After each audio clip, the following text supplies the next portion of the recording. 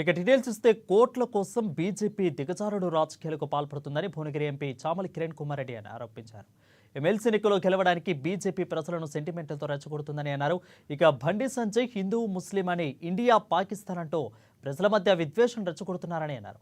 MLC కవిత కళ్లకు కమిషన్లే కనబడతాయని అన్నారు. కానీ రాష్ట్రంలో జరుగుతున్న అభివృద్ధి కనబడతా అంటున్న ఎంపీ చామల కిరణ్ కుమార్ రెడ్డితో మా ప్రతినిధి హరీష్ ఫేస్ టు ఫేస్. తాజా రాజకీయాలతో మాట్లాడేందుకు మనతో పాటు భువనగిరి ఎంపీ చామల కిరణ్ సార్ ప్రధానంగా చూడవచ్చు. బండి సంజయ్ సంబంధించి కూడా కీలకంగా వ్యాఖ్యలు చేశారు.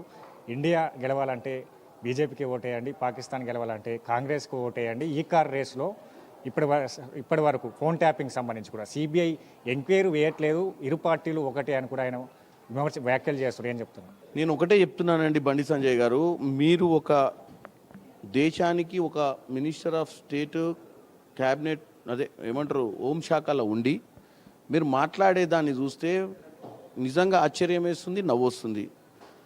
మేము 10 ఏళ్ల పాలనలో ఏదో చేసినామని ఓట్లు అడగడంలో తప్పులేదు, కానీ మీరు ఓటేస్తే కాంగ్రెస్కి ఓటేస్తే అది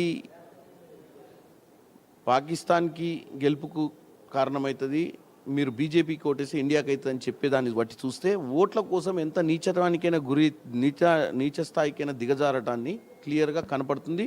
మీరు ఈ వైఖరిని మార్చుకోవాలి. డెఫినెట్గా ఈరోజు ఎలక్షన్ కమిషన్కి మీ మీద కంప్లైంట్ చేయబోతున్నాం.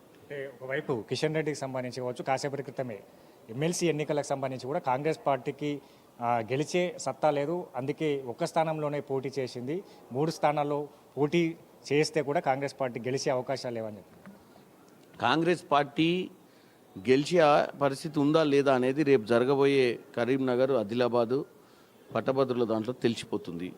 టీచర్స్ దానికి వచ్చేసరికి కాంగ్రెస్ నుంచే చాలామంది అభ్యర్థులు కాంగ్రెస్ రిలేటెడ్ వాళ్ళే నిలబడ్డారు కాబట్టి ఒక ఇంటర్నల్ ఫైట్ అనేది క్రియేట్ చేయకుండా మనం పార్టీ సైడ్ నుంచి ఏ సింబల్ ఇవ్వలేదు.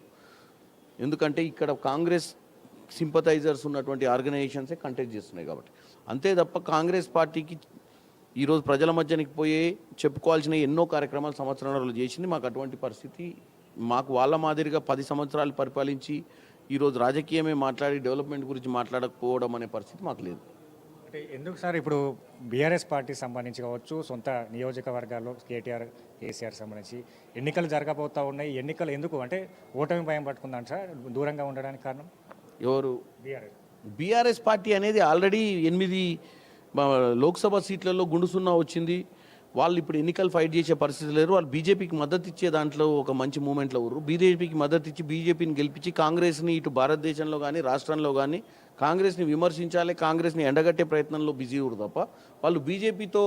ఎందుకంటే వాళ్ళ నాయకులు కూడా గతంలో రూలింగ్లో ఉన్న 10 సంవత్సరాలు ఏ రోజు ఢిల్లీకి పోని వాళ్ళు ఈరోజు అపోజిషన్లో ఉన్నప్పుడు పదే ఢిల్లీకి పోయడాన్ని మనం క్లియర్ కట్గా చూడగలుగుతున్నాం.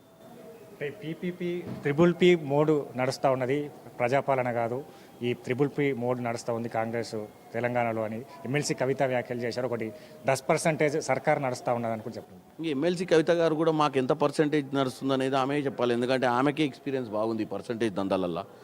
ఇక్కడ ఉండి ఢిల్లీలో పోయి లిక్కర్ బిజినెస్ చేయాలన్న ఒక ఆలోచన వచ్చిన మహానుభావురాలు ఈరోజు తెలంగాణలో ఏం జరుగుతుంది ఆమెకు డెవలప్మెంట్ కనపడదు. ఈ కమిషన్ల దందా చేయాలి, 4 రూపాయలు సంపాదించుకోవాలి, ఎప్పుడు డబ్బుల గురించి ఆలోచించేటోళ్ళకి ప్రతి అంశంలో డబ్బులు చూడటానికి ప్రయత్నం చేస్తారు.